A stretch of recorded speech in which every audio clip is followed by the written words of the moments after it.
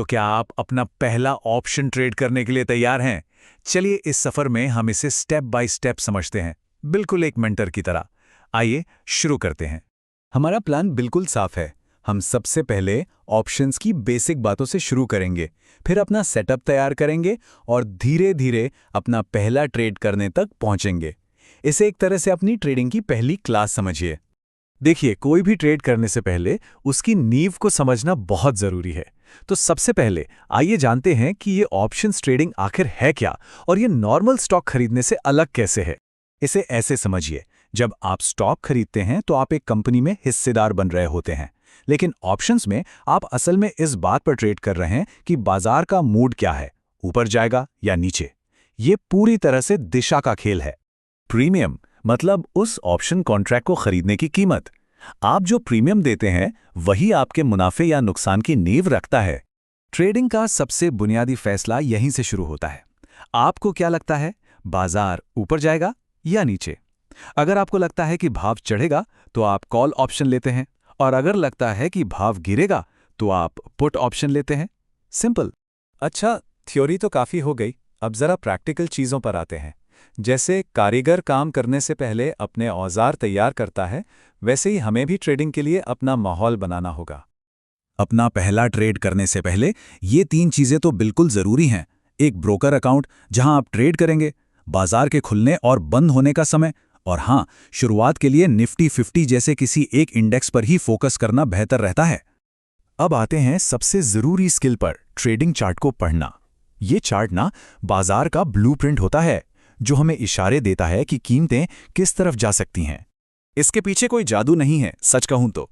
Traders बस chart पर बन रहे पैटर्न और सिग्नल्स को पढ़कर ही कीमतों का अंदाजा लगाते हैं। चलिए देखते हैं कैसे।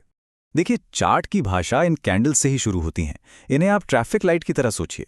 हरी कैंडल का मतलब है कि कीमत ऊपर जा रही है, मतलब खरीदार मजबूत हैं, और लाल कैंडल का मतलब है कि कीमत नीचे जा रही है, यानी बिकवाल हावी हैं। ये टेक्निकल इंडिकेटर्स एक कारीगर के खास औजारों की तरह होते हैं।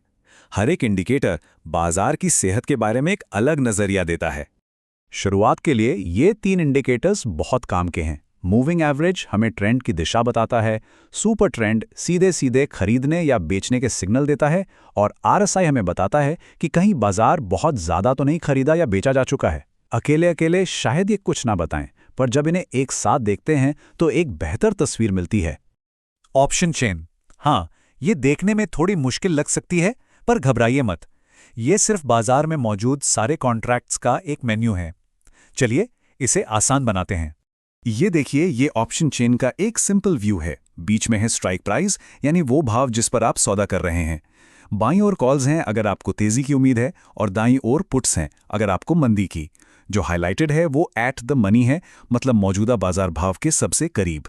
तो एक सही कॉन्ट्रैक्ट चुनने का मतलब है इन 3 चीजों में संतुलन बनाना। उसकी एक्सपायरी डेट क्या है, वो मौजूदा कीमत से कितना दूर है, यानी उसका स्ट्राइक प्राइस, और उसका प्रीमियम कितना है। एट द मनी के साथ साथ इन द मनी और out of the money contracts भी होते हैं। चलिए अब सब कुछ एक साथ जोड़ते हैं। हमने थियरी समझ ली है, अब असल में एक ट्रेड करने के स्टेप बाय स्टेप प्रोसेस को देखते हैं। हर ट्रेड के लिए बस इस 5 स्टेप प्रोसेस को फॉलो करें।